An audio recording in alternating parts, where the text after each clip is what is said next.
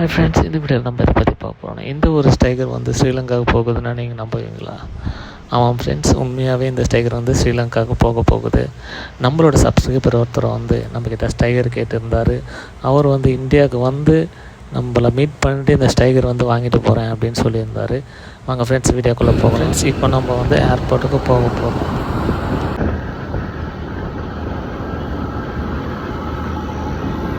ஒரு பழக்கம் இருக்குது ஃப்ரெண்ட்ஸ், எதனா ஒரு வண்டியை வந்து நான் ஓவர்டேக் பண்ணேன்னா திரும்பி பார்ப்பேன்.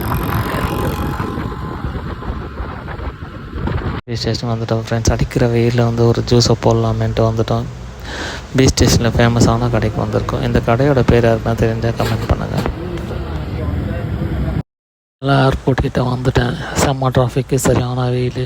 ஃபைனலாக ஒரு வாட்டி நம்ம ஸ்டைகரை நம்ம பார்த்துக்கலாம்.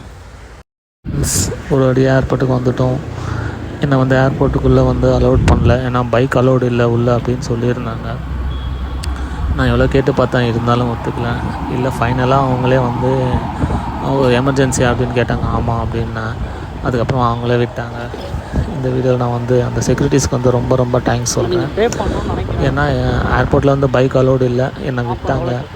நம்பி விட்டதுக்காக அவங்களுக்கு நான் ரொம்ப ரொம்ப தேங்க்ஸ் சொல்கிறேன்.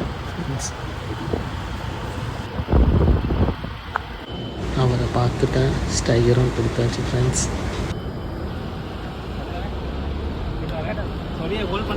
இல்லை, அவரும் ஹாப்பி, நானும் ஹாப்பி ஃப்ரெண்ட்ஸ். பாய்.